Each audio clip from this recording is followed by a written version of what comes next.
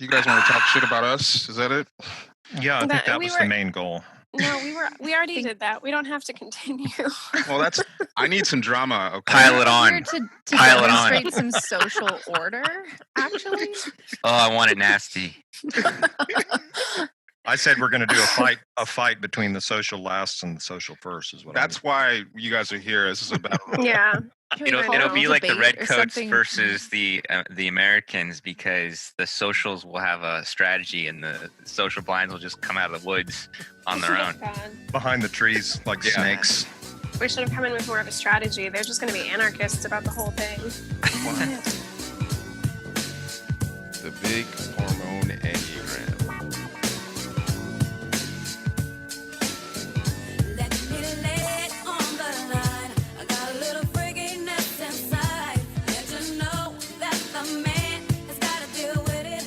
Hi, it's John here. I'm a sexual self-pres 458 tri-type. Hi, David here.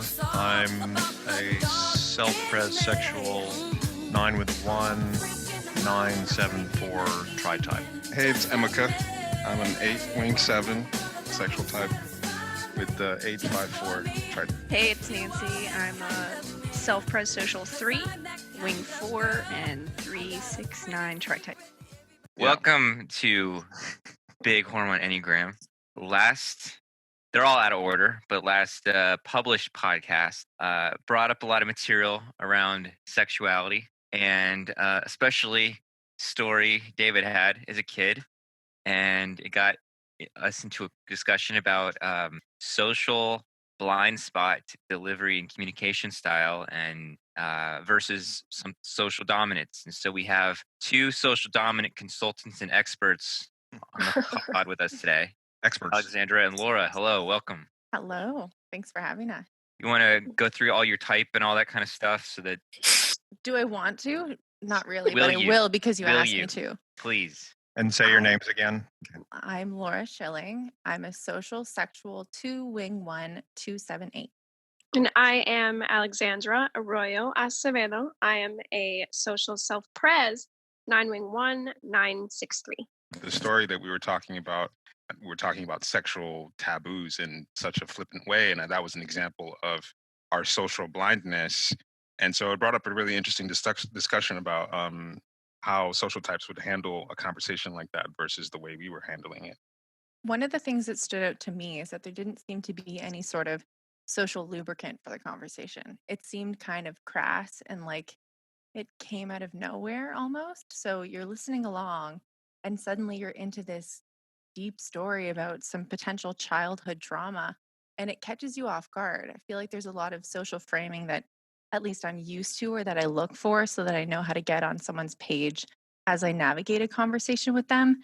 And it's interesting to kind of slip into a space that you didn't know you were going to suddenly be in and then listening along quiet, not knowing how to respond to it. I don't know if you felt the same way, Alexandra. Mine was more that the reaction of that story wasn't what I expected it was going to be. And so I was lined with Nancy's reaction, like as she was reacting to David telling the story. Hers Mhm. was one of like, oh my gosh, a little bit concerned, like, and that's kind of how I reacted to the story too. I was in my kitchen and I like stopped and just stared at the speaker for a little bit. Like, is he really telling this story and no Yeah. one's worried about it? Me Christ. too. No one's My like initial reaction concerned was at to all. my initial reaction was to go in the chat and say, David, seriously? Right. And- Yeah, and I remember that was seeing my that. reaction.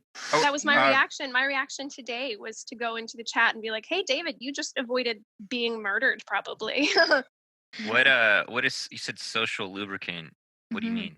Yeah, what would that look like for So, that like, story? I think it would need to, you're kind of setting the scene for how it's going to be received for other people. So you'll do a bit of an Mm. introduction, you'll prime the palate, so to speak, of how it's going to be digested by people. So you'll be- start to say, there's something happened in my youth that I think was really formative and that made me into a Mhm. sexual dominant person. And then you lead into it so people know where you're going to go. They don't know the whole story yet, but there's like a pathway there that you're then allowing us to see. To be fair, when he started the story, I thought he sort of set the stage a little bit at least from my point of view, by saying, "Hey, I'm the king of inappropriate relationships, and from the history of my childhood, I've had these." And he like said, I didn't have my father around, so I doubled up on women, and so I've always kind of been conscious of trying to passively seduce older women, and so I've had these repeated things that happen. So let me tell you this one time that I had this thing with.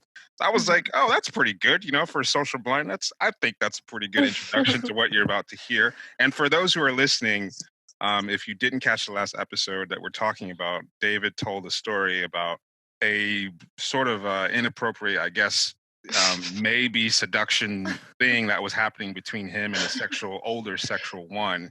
And Well, it, he was like 8 or 9, and this woman like yes. wanted to adopt him, and it was weird, and uh, What they're trying to get out there is that he potentially was abused by a teacher in the past, and that he was telling us a story all about it, about how it wasn't abuse. It was actually just something that happened that was inappropriate potentially. So Nothing to, actually happened.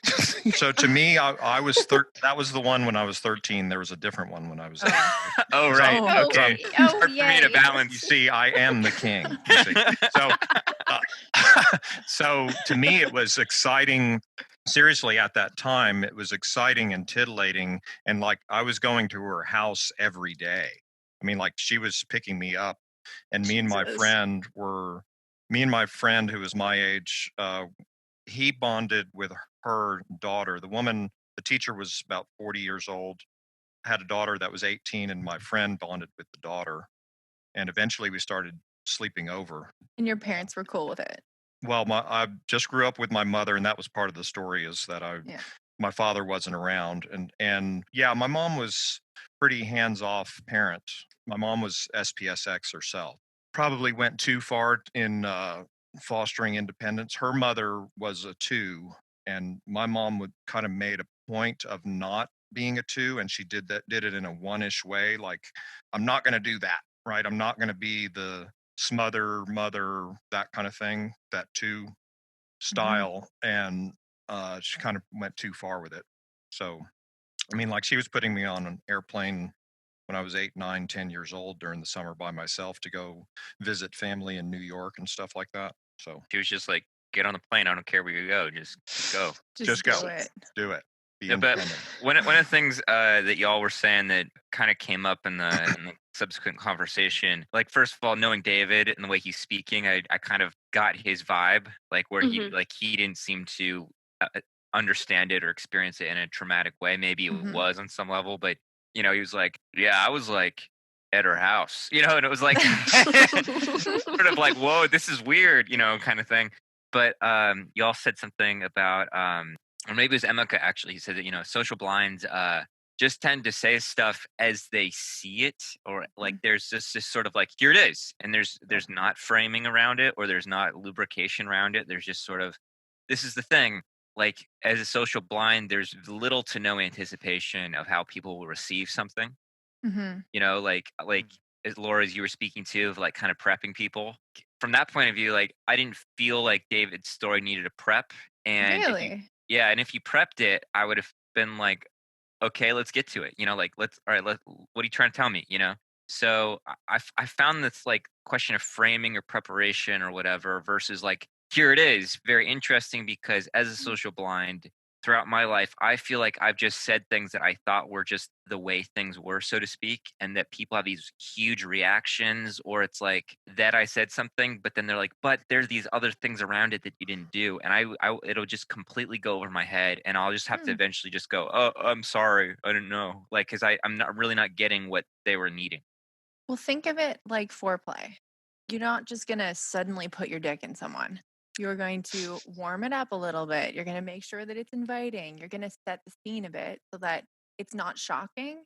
And even in the instances that it is shocking, I feel like the social learning is, oh, that didn't go how I thought. I was just speaking my truth. How can I help mitigate this reaction so that I don't get an angry person in front of me, or whatever the So undesirable I'm outcome curious, was?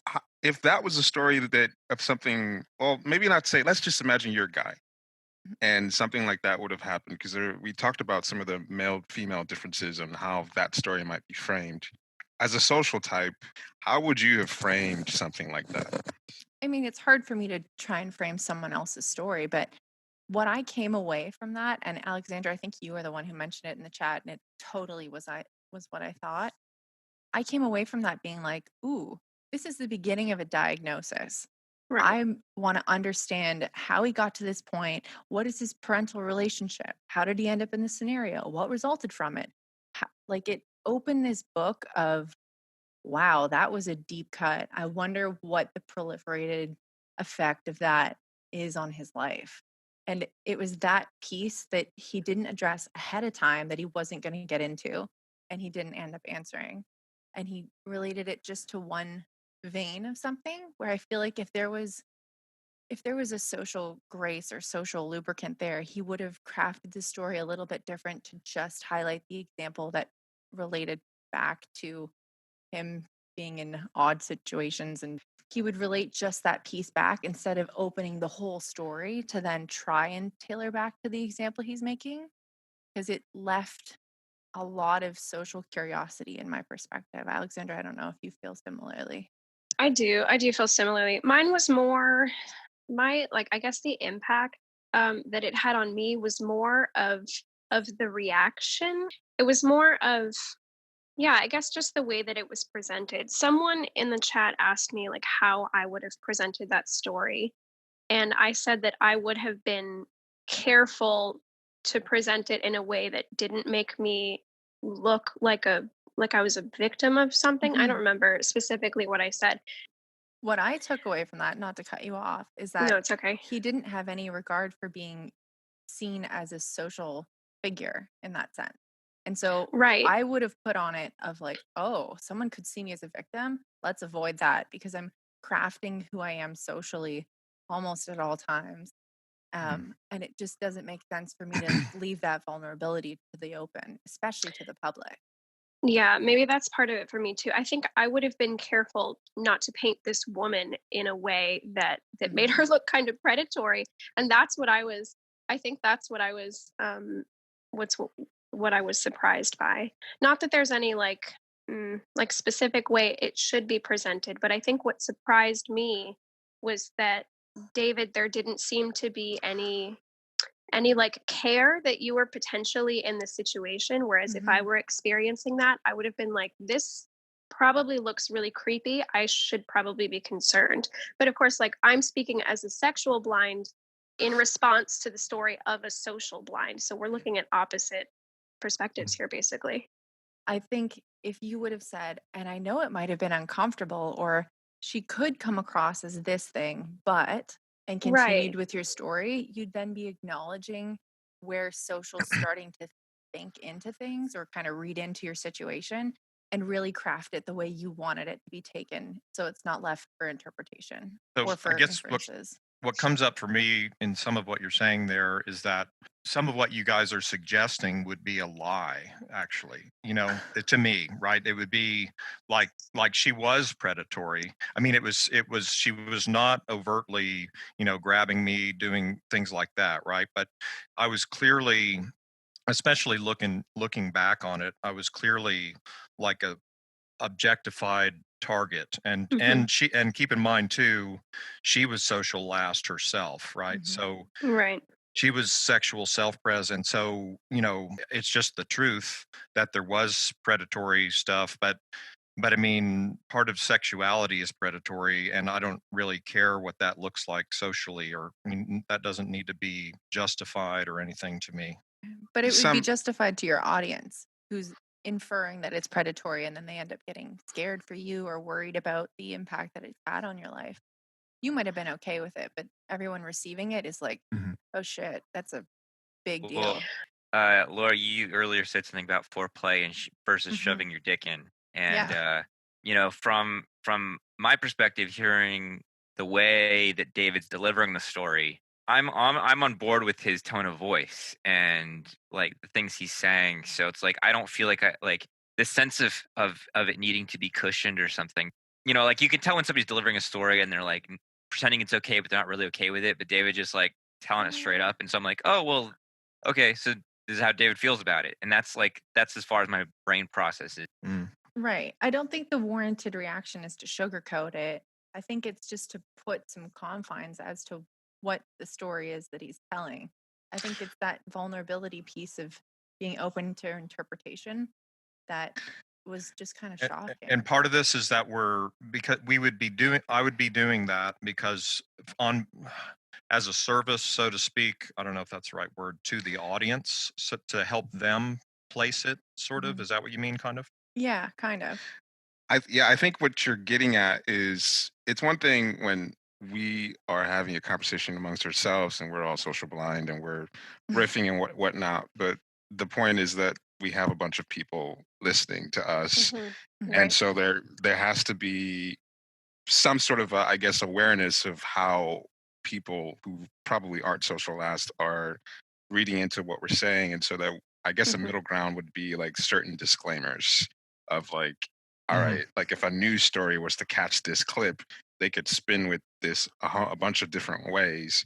So it's a difficult thing. It's a difficult ask for a social blind because it's not something. It's kind of something that only happens after the fact when you've run into a problem. It's like, well, I don't want that to happen again, so maybe I need to set this disclaimer. But it sort of just feels like I just want to say, what's on my mind instead of like, And if you're into it, you're into it, and if you're not, you walk away, right? yeah, I just worry about the person who's been obsessed with you forever and gets a piece of this information and goes, aha, this is why they are the way they are. And they kind of take these nuggets of information that haven't been framed or haven't been kind of consciously thought about to then dive into your life and create an intimate connection with you that you've got no knowledge of or power over. Yeah, I don't perceive that as a threat. Oh my Can't I just God. don't. relate. So Laura and Alexandra, do y'all feel like you spend a lot of energy like around framing, or like what place in your awareness or in relationships is framing for you guys? I wouldn't say I spend a lot of energy doing it. I think it's pretty natural, but I'm Mhm. conscious of how I'm coming across and how I want to be responded to. I know one of the intention or one of the things I really like to land is, are they getting my intention from my language, or could I have Yeah. phrased it differently for that to be misconstrued? Yeah, I totally agree with that. And we talked a little bit about that social dominants have this sort of image type, like Yeah. air to them. And that seems to be the case for me because while I'm not an image type, like while I'm not a heart type, I do sort of craft the way that I'm coming across. And Laura, you made a really good Mhm. point because I don't want what I'm presenting to be misconstrued. Mhm. I don't want to be like misunderstood in that sense. To me, it's So really I make sure, inflammatory. If yeah, I'm saying something and I'm making such a concerted effort to deliver it exactly the way that is perfectly true and someone gets it wrong, it's like I'm totally unseen. And maybe that's me being an image right. type and having a one wing. Like I obviously have some control freak there, but I'm making my best effort to come across transparently. And if that's somehow opaque with someone, I like shut down. And Right.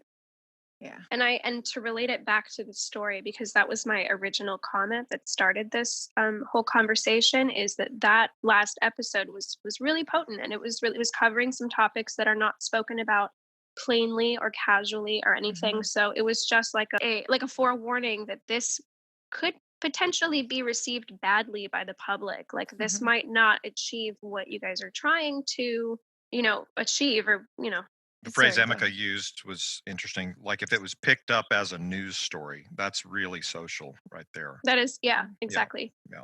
I wasn't even picturing it as that being the worst case scenario. I think if it was picked up by someone who's been obsessed with you for the past time and there's some creepy stalker, they'll now be able to put more pieces of your life together without your consent. Still doesn't register. Yeah, I don't. I I don't mean, know that I would have. there's a part of me that gets this because as an assertive type and as a type that's sort of scanning the perimeter, as you might say, for Mhm. potential vulnerabilities, I do understand that that's a possibility. But it's almost like I feel like I I can creatively and chaotically find a way to counter if someone was trying to do something like that. Um, and at the same time, I guess as a social blind, I can speak for every one of us as social blind. If I say what's on my mind, or I'm just expressing myself, and someone has a negative reaction to me, that's immediate, and I can tell that it's like because of a inherent personality friction. I see that as just like a incompatibility. I Yeah. But just, that's if they're telling you what their reaction is. A lot of right, people, right. especially on a public platform, you're not going to be able to see their reaction, and then they're off to their own devices Right. reacting. I mean, generally, if people aren't into what I'm saying, they're just gonna move on, ignore you. I think that's probably how most people react to social blinds is, I don't get what's going on here, so I'm just gonna move But on. that's cool with you? Just getting ignored when you're speaking? Mm, Yeah, I Oh. mean, for yeah, me, like, if someone is just really turned off, then I'm like, I don't like them either, you know? Oh my gosh. That's awful. I wish Yeah, I could do that I to don't people relate at to that work. at all. Yeah, me neither. I think if I'm spending my time speaking and someone's blatantly ignoring me, that's super rude and probably going to piss me off. Yeah, it I, hurts me. It makes me feel like I shouldn't have said anything to begin with. Yeah, why waste my breath?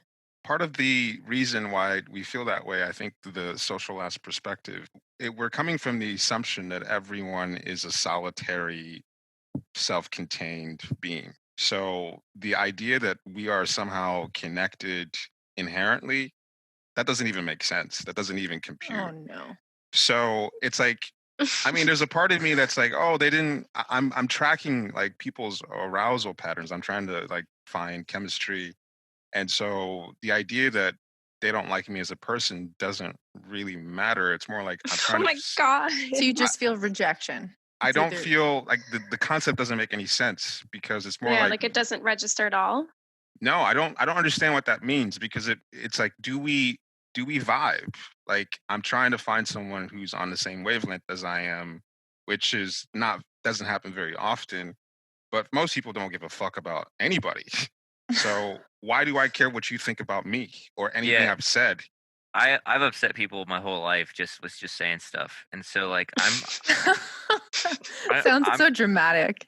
no, but really it's just a pattern throughout my life of people, like, either people really like me or they really hate me, and so when somebody hates me, I just I usually don't care too much. Like, I don't want to hurt anybody's feelings, which is different. Like, I really, like, no matter who they are, generally speaking, I don't want to hurt anybody's feelings. Oh, that's But I really, if they like me or not, I generally don't give a fuck.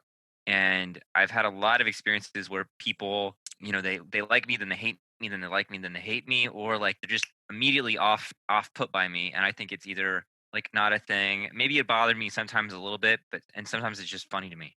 well, to But me, I feel like social is keeping yourself in a neutral space of not liking or hating, but they're fine. It's Yeah, like a getting along general anyway. complacency so that there's nothing offensive right off the bat and that you've got to dig a little bit deeper to actually know if you like me or Right. So to go back to just the conversation that started it all. So we know that the general population is largely sexual blind, right? Hmm. Which means that they're either social first or they're social, what did I say? Social first or social second. Yes. So that being said, that is important to most people, which is why.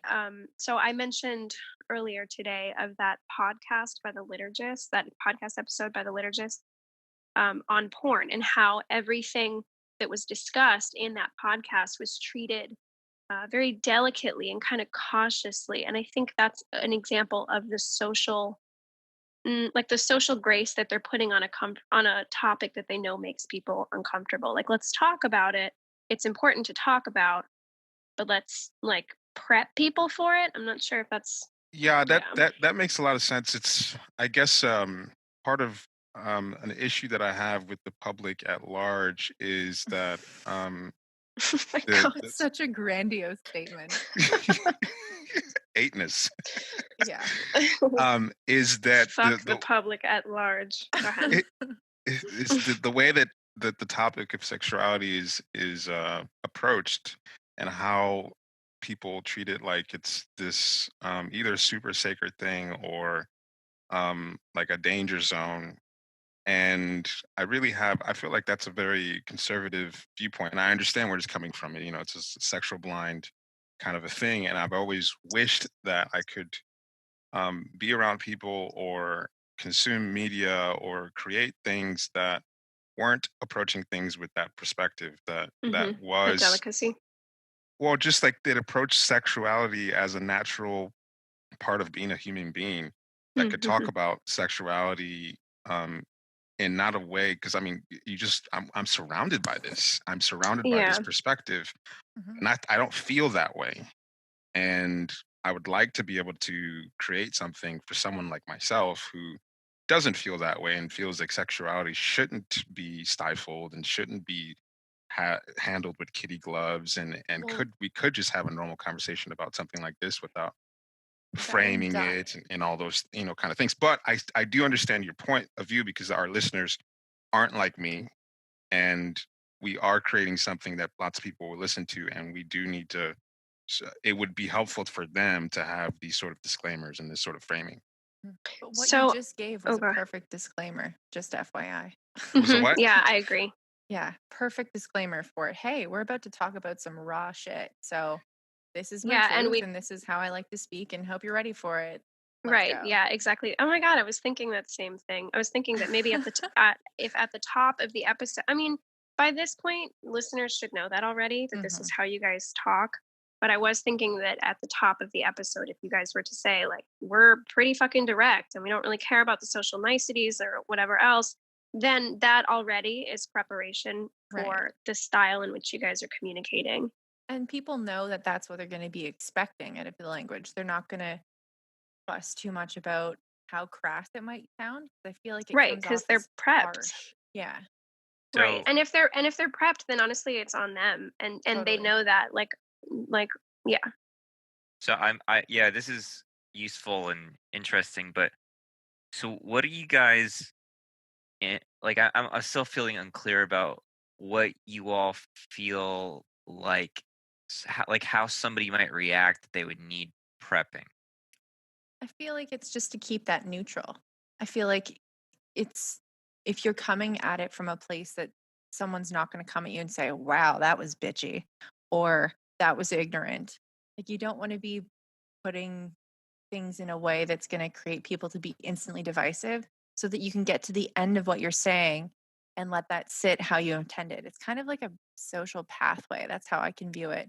If the Yeah, I water see it. it looks inviting, you don't know if it's warm yet, you don't know if there's an undercurrent, but like, okay, let's get into it.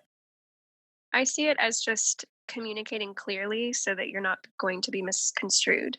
Because I think that like for example, that last episode, I can imagine a lot of people are going to draw their own conclusions of maybe how you guys think or behave or, treat people or whatever like that. So at the top, if there was that disclaimer of this is how we talk, and people they would be much less likely, I think, to come to those conclusions because you guys are just direct.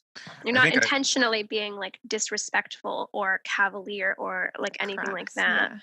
So I think what you're getting at is that with social last, there is no framing, and we're not saying this is what this thing means. So you can run in all these different directions. So that feels dangerous and that feels chaotic because it's so open to interpretation, and you're not getting to control that interpretation. Yeah.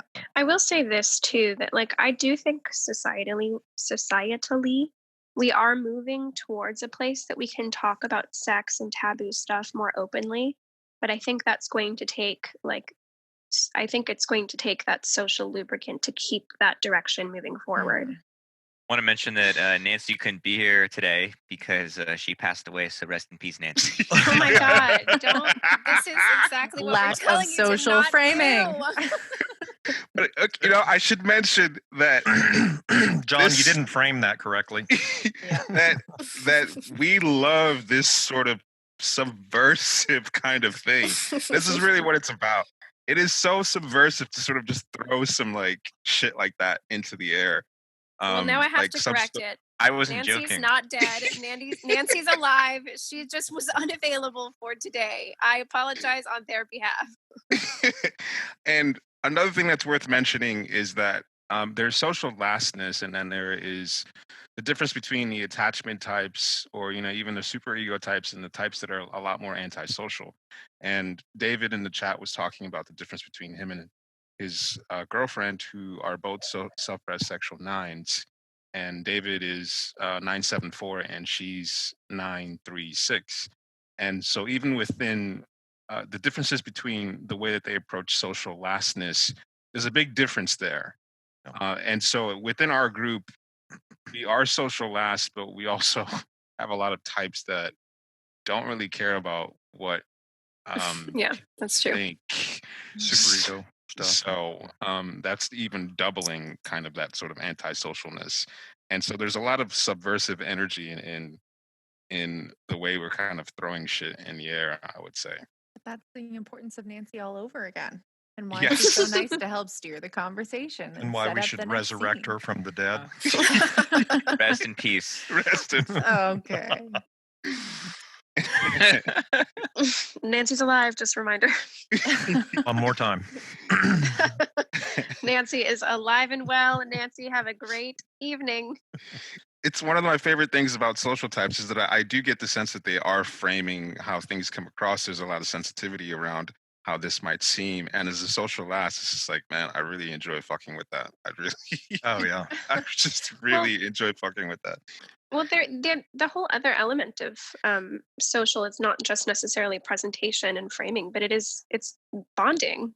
Mhm. So that's a whole nother element of like why we want to make it comfortable and why we want, because in a weird, we're attracting that bond, and that's very difficult to Connection, do. but it's not even sexual. Yeah. Look at that. What is that, guys? But do y'all feel like you're able to forge some kind of bond with us? Totally. Yeah, definitely. Totally. To be able to see your individual personalities in the chat, like I'm a social dominant, but I'm not the most active chat person. Sometimes I get enticed by something and then I chat frequently, but I pop on and off, but I still am able to see the general tones. I feel like we've never met in person, any of us, and I feel like I have a general sense of how you would be, which Mhm. feels like a connection. It feels like an actual friendship instead of look at these strangers online in a group chat that I'm in. And I think it's a good example of how you guys do social without actually caring about what Mhm. social is. So like I do Yeah. think that I'm socially connected to you guys. Please don't correct me if I'm wrong. No, you're But not. I Not do. wrong at all. Strangers. I do. We've Shut never liked you. Liked That's you what I the mean. entire time, Alex. So don't worry. No, I asked for this. But even this right now, like I think the laughter and the joking, that still falls in the social realm. So haha, backfired on you guys Bad. again. You're connected. Yeah. We just Too got bad, clapped we're by the laughing. 9. We're bonding again. Okay. Okay. We are corrected. We should talk about like how it's interesting when you guys talk about connecting, and I guess the social ask could talk about how do we view connection? What does how? I'm just laughing thinking about that because it just Yeah, sounds this is gonna ridiculous. to say. this is gonna upset me. Here's the warning, everyone, in the social realm. We're about to get into some meaty shit. Continue. What is connection to us? Laura, you have a very good framer voice. Yeah, she does. I've been working on it my whole life. That's Thanks for really good. noticing. It's more social right there.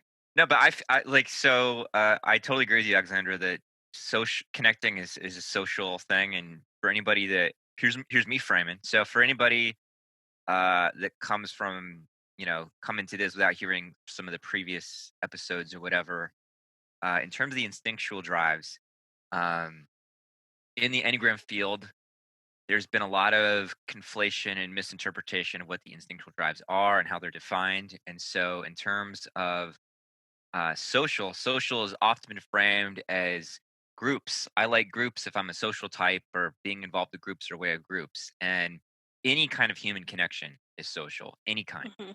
And then Mhm. maybe you can like groups, maybe you like just one-on-one. All kinds of bonding and connection is social. Mhm. Sexual is often erroneously described as intimacy or one-on-one. and it's got nothing to do with intimacy. It's not one-on-one. It has a one-on-one energy in terms of attraction, but it's not about one-on-one connection. And so the sexual drive is the drive to attract and be attractive and to pursue those people that you're attracted to. And it also involves um, trying to enhance your desirability in various ways. So just to clarify that. But as a social blind person, um, I I feel like I like people very easily, and not a lot of people, but like the people I like, there's like a fair number that I like, and I have like a social type friend, and so it's like, why do you like that person? And I'm like, I don't know, I just like them. It's like it's very like straight up, and Mhm. it's yeah, it's very straight up, but it's like and I easily make friends, but it's like I don't do very well with keeping a lot of balls in the air at the same time. And so like every couple months, maybe like I'll switch to hanging out with somebody different. Like I have a couple consistent people in my life that I hang out with like really frequently, but yeah, I always feel like kind of like very very simple about connection. But I feel like, just a curious question on that. If you were to go to one of your older connections that say they're not the flavor of the month this month, if you were to pick them back up, would it have picked up where you left off? Or is it, okay, this one expired, moving to the next person? It's usually like I pick it up where I left off. Like I have a friend that I hadn't seen since for about a year, and she just like invited me to hang out, and we just hung out, and it was like, hey, what's up? And just picking it up, and it feels nice to have like I have a lot of people that I have that with, and so it's like just picking stuff up, and there's like no pressure, and then it just like feels like an old friend. Yeah. Yeah, that's nice. That I shows feel me like that that's there's social. yeah, Yeah. that shows me that there's just a lack of insecurity in the social realm for you. Mm-hmm. Yeah, that's true. Yep. Which is nice, which is nice. And like you guys have talked, there was like a past episode where you talked about where Nancy talked about being a sexual blind and how she can be a bit flippant about like the sexual instinct. I feel like it's the equivalent for you guys with the social instinct, which that's where I react strongly because I'm like, how do you guys just do that so casually? Like Mm-hmm. social bonds they're very important to me, but I do have a lot of insecurity around my friendships and my relationships because I want to make sure that they're where they need to be. And if it Mm-hmm. veers a little to the left or a little to the right, I know about it. And, sometimes I'll do something about it, sometimes I don't, but that's just me not being a proactive type. But I'm aware. Like my gauge is always, it's like attuned to where my relationships and my connections are. I'm always baffled whenever I hear people, the depth of the concern that you have about the different degrees of like how your relationships are doing, and I never ceases to amaze me. It fucking sounds insane. Well, like I will What part never sounds understand. when insane? when Emeka and I became friends, like I don't remember, we talked online for a while, and then we met up in a Harlem coffee shop or something, and we just like talked, and we were just like, all right, we're friends now. That's insane to me. That's crazy to me. And yeah, and that was like it. Like I don't really remember even interacting what we interacted about before that or anything. It was just like, yeah, we're friends now. That's it. That's kind of sweet, though. I feel like Yeah, when you that know, is. you know. Yeah, I When you guess know, that's you part know. that's part of it for me. It feels like, oh, this is just something that happens. Like you meet someone, you both like each other, and you start hanging out with each other, and it's just assumed that now you guys have a thing, and it sounds really dumb now that I'm saying it. Great self-awareness. It is kind of dumb. Kind of dumb. I mean, It's like, yeah, just It's happens. socially dumb. Yeah. Yeah. well, and with David, I was like we were on a forum a long time ago, and like I was 18, and David would talk in his metaphoric blah blah blah, and I was like, whoa, I've See, never that's seen, rude, John. I've never. See, I didn't receive that as rude at all. Yeah, see, so Well, I Yeah. did on your behalf. his Yeah, metaphoric not at all. blah blah blah, and I'm like, nobody has ever communicated in this way that I can understand. Like Mm. it made perfect sense to me. I could see people reacting to it, and I was like, this is like, I said, like, this is how I talk in some ways, David. Like, Mhm. how like nobody. I've never seen anybody talk like this. Since then, Dave was like, "What's your address?" And, Oh my God. and then he sent me like tons and tons of books that I still have, and like in the room with me right now. Like he sent me Aw. like 10 books or something, like spontaneously, and then it was like, all right, Dave and I are friends. We'll talk in a year from now. Yeah, right, I received this gift, therefore friendship. right. I think it's almost like I'm viewing friendship from the lens of chemistry. That really, I guess, what's going Yeah. on. Yeah, picking up from where kind you of were, agree with that. Emika, what you had said to an earlier, extent. it's like we're separate units. I mean, when you're social last, it's like the sense is we're separate units. This is the stuff I'm into. If you're into this stuff, that's fine. If you're not, then we're just going to go separately and we're not going to see each other again, right? It's either there or it's not, and we happen to be into the same things. So I feel like this is a really all or nothing approach, though. Like, have you ever been in a relationship or a friendship where you end up pissing someone off because you didn't reply to their text, or yeah. you forgot Oh, yeah. about their birthday, or whatever social nuance? I feel like the missing element is some people just need that hand to be held, and people aren't always that upfront about it. And given most people have social not as a blind spot, it's the kind of default practice of most people to say, "Hey, how was your weekend? Oh, how's your dog? I heard you was sick last week." Like, it's that baseline of like, "Hey, I remembered this thing and I'm looking to engage with you socially." Right. What- It feels like an acknowledgement of the person too. Mm-hmm. I made a joke. I don't remember where I made a joke, but I made a joke about the last time that I was on this podcast, my reaction of like how it worked, because I was the only social dominant on the call. Oh, And I was no. very surprised. I was very surprised because it was just like, all right, everyone here? All right, cool. Let's start. And then, okay, we're done. Bye. I was like, what happened? How did we do that? How did you guys do that? That's what we do No all the time. foreplay, no cuddle. No foreplay. There was no foreplay. So I was like, okay, this is gonna hurt a little bit, but okay, let's Yeah. do it. I've like speaking to your point about like, or I think Laura's point about like touch base, touching base or something of like, how's your Mhm. dog or whatever. Like, Mm. I have had to. I've had to. The blatant "don't give a fuck" is so clear No, right I there. know the No, disdain. No, it's not disdain at all. I'm just like I trying love to. dogs. I'm just trying to touch into what you're speaking to, but like, How's your plant or whatever? Yeah. had to. Yeah, I should. Yeah, how's your plant? I should ask somebody who has no plant every time. No, I've had to train people like around me to kind of know that I'm not going to remember stuff because I just won't. Like, it's like the Same. storage space in my brain doesn't work, and I have But to that's like. social to at least tell people that you're not going to remember it. No, is that's being but that's conscious what I'm of their saying. It's like it feelings. is my social, but it's like I have to like because I have a lot of students, like a lot of students, and some of them will have really strong positive reactions to me, and I have to Go.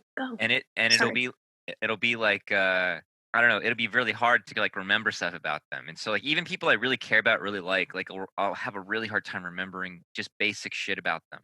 And the feeling will be like, oh, this is that person. But so I have to kind of train people to be like, I'm gonna forget your name. I'm gonna forget everything about you. I might even forget what you look like in a different outfit. Like I have Oh my I have God. terrible What will you remember?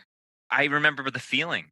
Oh. I have terrible facial recognition, generally. Like, within some people are, it's different, but it's been a real struggle because I feel like I'm constantly, just really like I'm afraid I'm going to hurt people's feelings all the time, or they're going to take it personally, and I really don't mean it. It's just like the storage space in my brain is really low.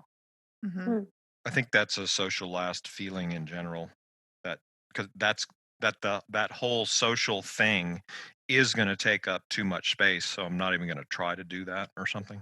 But if you think about how much space that takes up, when someone remembers something about me or follows up, I'm like, oh wow, they used some of their mental faculties on me. How special is that? And I know that sounds kind of pathetic when I say it out loud, but Makes it's sense. a nice thing of like, hey, they really give a shit. No, I'll try. I'll definitely remember like weird stuff, like weird details, like Like Yeah. maybe it'll be like, oh yeah, I'm from here and this happened to me and this is where I work and stuff like this. And I won't remember that, but I'll remember like you were in a cult. That's right. You know, like whatever weird Yeah. something Yeah, that I sticks mean, It's out. I'd pretty big remember that info, too. John. I feel like I'm pretty good at tracking details about certain people. Like it's always going to be some kind of odd fucking thing about somebody, just because I like bringing those things up when people least expect it, to sort of fuck with someone and be like, Shit so disturber. yeah, just like, so when you did this thing on Facebook on March 2nd at 8 p.m., what were you thinking? Oh my god. Aw. Those are sort of the things I keep in my back pocket. But sort of like the general checking in, my mom calls me from time to time, and she's always Aw. like, why haven't you called me?" And I'm like, There was nothing to talk about, I Mom. mean, yeah, like I it's sort of a running joke that we have, because she calls me and I don't call her unless, of course, something's going on. I've always interpreted when people cared about me as, what does this person want from me? Like, Mhm. what's your angle? What are you trying to get to? It's really hard for me to register that someone actually just cares about me on a very basic level, They want that connection. like just to connect, because I'm like, what do you actually want from me? Yeah. Yeah, that's one thing with social. It feels like something's being given and something's being expected back, and I don't know how to read what the thing back is. Yeah. Yeah. Even if I'd be like, I love you. And then, like, and I think you're great, but even still, I'm like, is that what they wanted? Mm. Like, is For that the thing? me, Yeah. and Alexandra, I don't know if it's the same for you, but I just want to be on someone else's page. I want to Yeah. have a conversation, know where they're at. It's kind of like a pulse check that I look for to say, hey, like I spent some time with you. I'm feeling like you know exactly where I'm at in life and I know where you're at. And I'm looking forward to seeing what that next pulse check will be the next time we touch base. It's not an ongoing, like, how's your day today? Well, Tuesday was great. Like, it's not that level, but you've taken the time and space and energy to be on the same page with me, and it's Mhm. our space and it's our connection, and then Yeah. it kind of gives more life to it. Yeah, totally. I'm with you there. So to go into, we brought up parents very briefly. Okay, so my dad is a self-pres, and when he calls, I know that it's going to be a swift conversation. He just wants to call and be like, "Hey, are you healthy? Are you good? Are you this? Cool, bye." It's very just sweet and to the point, and it's fine. My mom is a social dominant, and me being a social dominant, we're both social self-pres 911. So there's some context there. There's some framing, guys. Um, when my mom calls, I know that it's going to be a very long conversation, because a short conversation is almost going to hurt her feelings. I can't wrap it up. We need to like sort of like gel in each other and be at the same like spot in space and time or something like that. And so Aw. sometimes when I'm like energetically ready for that call, it's always a great conversation. It's really nice. And they're usually not being dramatic. They're usually about 2 hours long. Holy. Whoa. They're very long. But other times in that same respect, there are other times where don't have like I don't have the energy for that conversation. And that's the case with a lot of my friends sometimes, not people specifically, but just me in general with in-person interactions. Like I just will not have the energy to be socially pleasing or to like give the social atmosphere what I need to give it. And so I totally feel you. I'll have to just pass. Yeah. Because if I'm going to be in person with someone, I want to be completely present and I want to be completely there in order to have that emotional connection, that social like bonding or whatever. If I'm not there, I'm going to feel bad about it. So I'd rather just not be there. I totally agree. And I feel like some people too, like just delving into that a little bit, they command different energy from you. I know I've got some friends that I know if I engage in the messaging, it's going to get into stuff I don't care about. It's going to have small talk for X amount of time. And then she inevitably is going to ask me about how my job's going and how much money do I make. I mean, Right. she's a 3 and she's really intense in Italian. but she's like, I know that that's what I'm signing up for. And I know what requirements it takes to be on her page with her and satiate that relationship. Right. Yeah, exactly. Or like getting text messages sometimes. Like I know the conversation is going to go into a place that requires more attention than I'm willing to give it.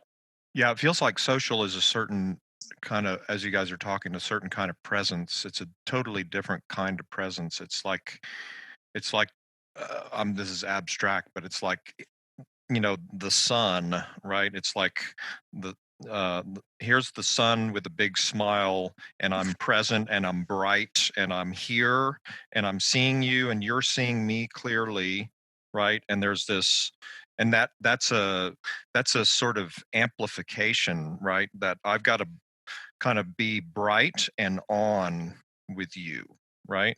I mean, or you don't. Like, I think it's about figuring out what space someone else is in so that you can share the space with them to connect. Because some people That's a don't good point. require an in-depth like touch point. Like, I have a friend who I can say like, "Hey, how's it going? Life is good. Cool. How's school? Great." And that's it. And I know that if that person's in Korea right now, but when they come back here, we can talk for hours on end about philosophy and dig into things, and I feel really nourished socially. But the standard touch base with them in the relationship as it stands now is quick text like once every 6 months. But I know there's some people you just gotta know their space, and then you can Mm-hmm. figure out if you want to socially entertain it, if you've got the energy for it.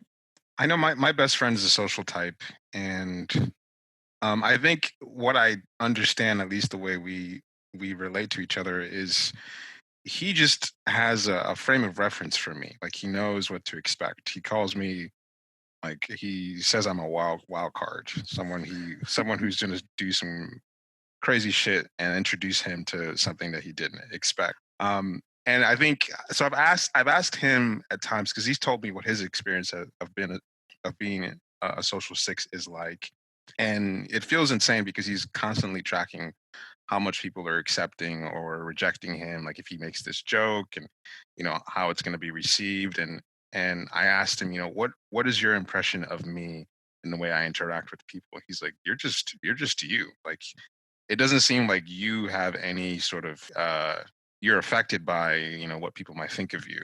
Like Mm-hmm. that's the way he feels. And so he doesn't expect the same things from me that he Mhm. expects from some other friends. That Emeka does this and this. Don't expect him to call you, but if you do call him for any reason, he'll be there for you. That kind of a thing. Like it's not that he doesn't care about you, but he's just not going to do this sort of thing that other people do. And that's Yeah, what I mean. That's what I mean when I talk about. It's very abstract what I'm talking about with this kind of sunshine face thing, right? It's just, I'm you know trying what to I get mean? it. Yeah. So I mean, like Emeka's just there, right? Just take it or leave it, whatever, right? But social is like, da da, I am here, right? There's this thing. Here's my face. I'm looking at you right now. The sun is shining, and we're seeing each other, and even the act of kind of seeing what page somebody's on, right? I mean, whereas when you're social last, it's kind of like, and even two social lasts together, it's you kind of know you're going to be sort of swirling in your own separate worlds, and they might overlap a little bit over here in this part or something. That makes sense. And is that when you guys interact? I'm just curious about it. When you guys interact, both being social last, does the conversation kind of popcorn around, or how do you swirl in your own worlds together?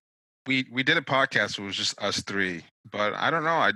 It's hard to answer that question because these guys feel 100% normal to me. Like we have a conversation and just we talk about whatever. I don't know what to say. Yeah. Yeah, I think that's where it all comes back to like not having the insecurity around Right. Yeah. around social, because I mean, that seems to be the main difference. Like I think you guys are normal for the most part. For the I most part. we mean, I did don't know start the that I'd go that far. conversation.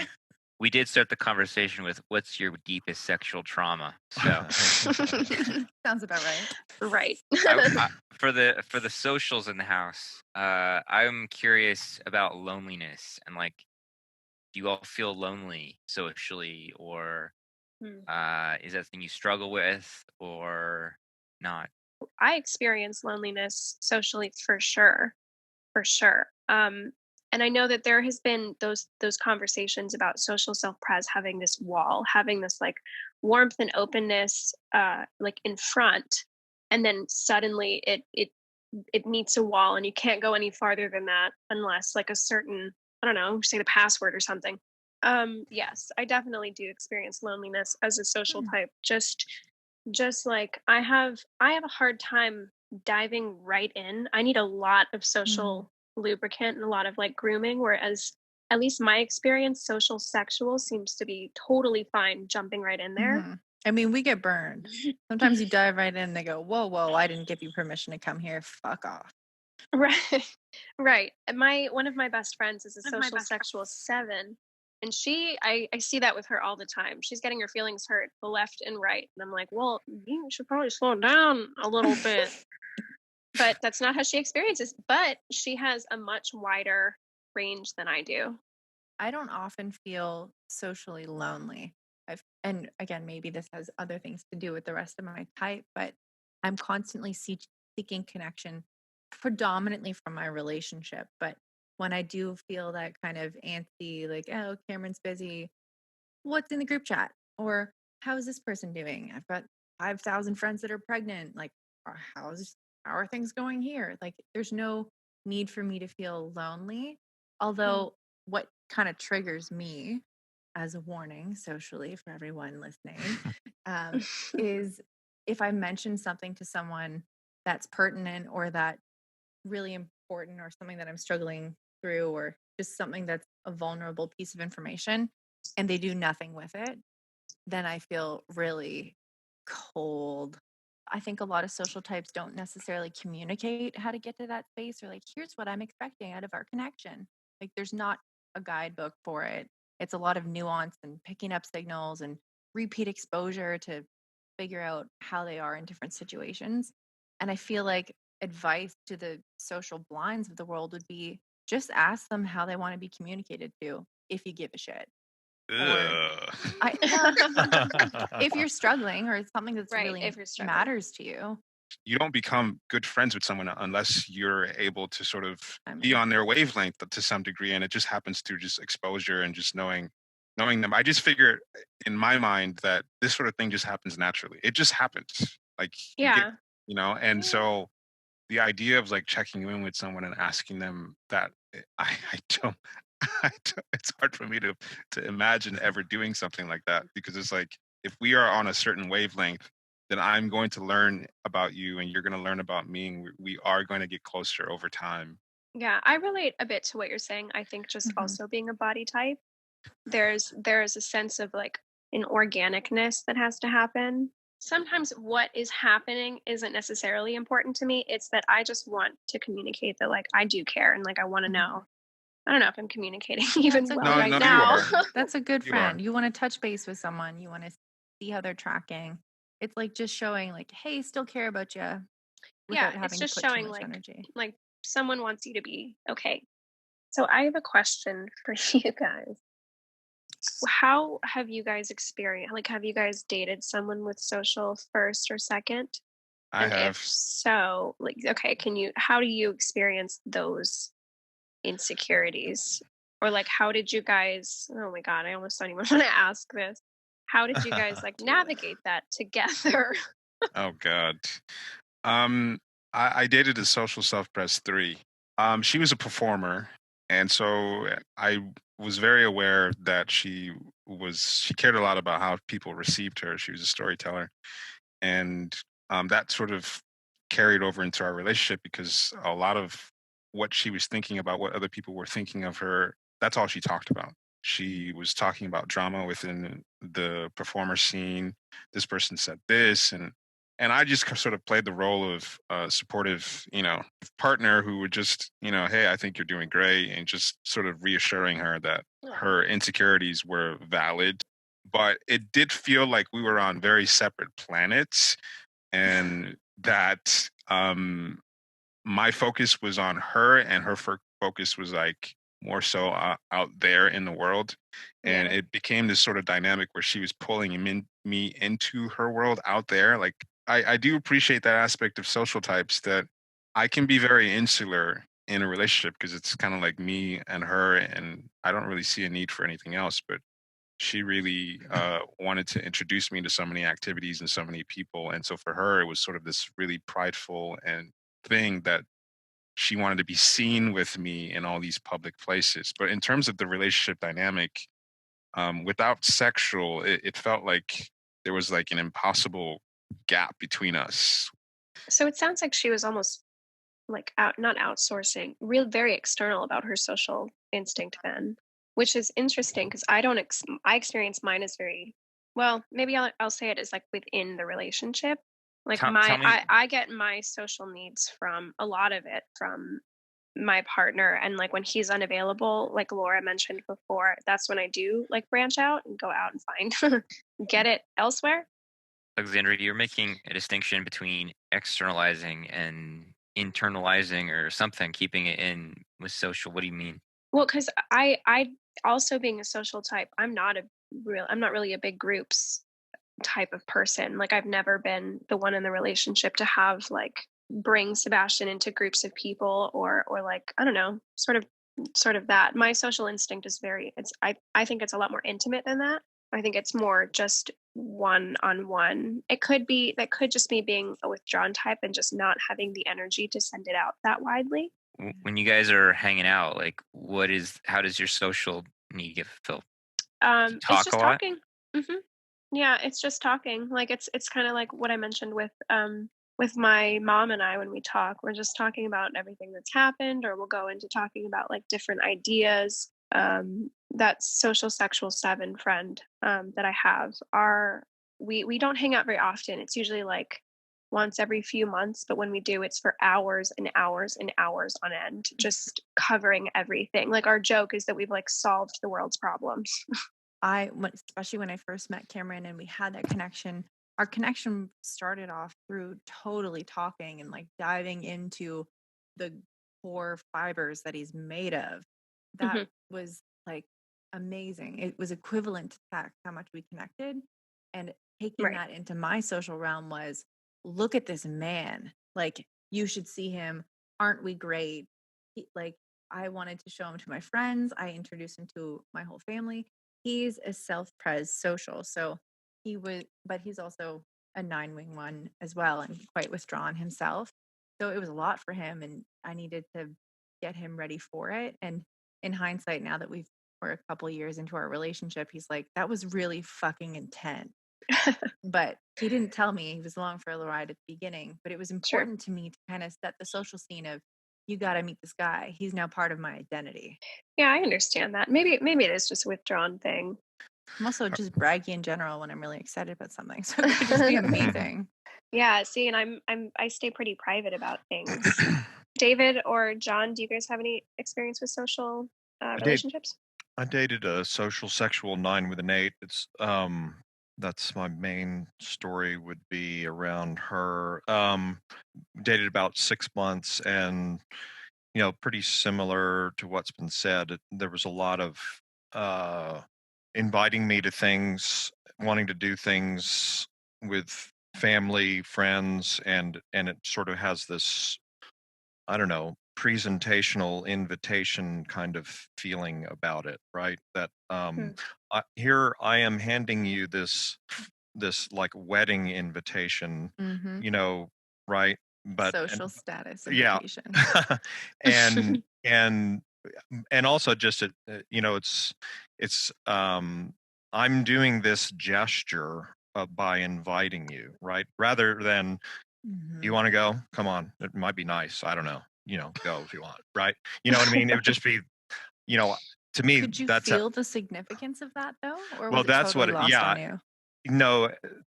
So it was totally lost. and then, but then I started to realize that I was totally losing it. Right. And it was a point of friction because, Mm. like she would have invited me to something with family or friends or something like that. And I would treat it just like, just another option, right? Or something that I might Oh. do that day, right? Mm-mm. Yeah. And so I wasn't treating it as this gold framed invitation that she's just bestowed upon me. You know what I mean? That kind of thing. Do you have any learning from that, or were you just like, yeah, nah, can't do that again? First of all, this is probably just about, well, when was it? This was about 4 years ago, maybe. And so, I knew the instincts and so forth. And I was always talking with her about the instincts and the Enneagram and our differences. And I just said, I basically was saying, I'm going to be this way. So, you can deal with it or not. So no, you decided to quit. That was my learning experience. Yeah, right. Give ourselves the excuse to be ourselves. Yeah. But I will say this on the topic of invitations. Well, I'm an assertive type, but I'm also like a rejection type. So I do have the assumption that people don't give a fuck about other people. So if anyone like reaches out to me and makes a personal invitation to something, that always feels significant to me. And Good. if I make the commitment to say that I'm going to go, I do everything to show up. So on the topic of invitations, I do, even though as a social blind, I do take those pretty seriously. Yeah, I take those pretty seriously. Yeah, it depends on the thing.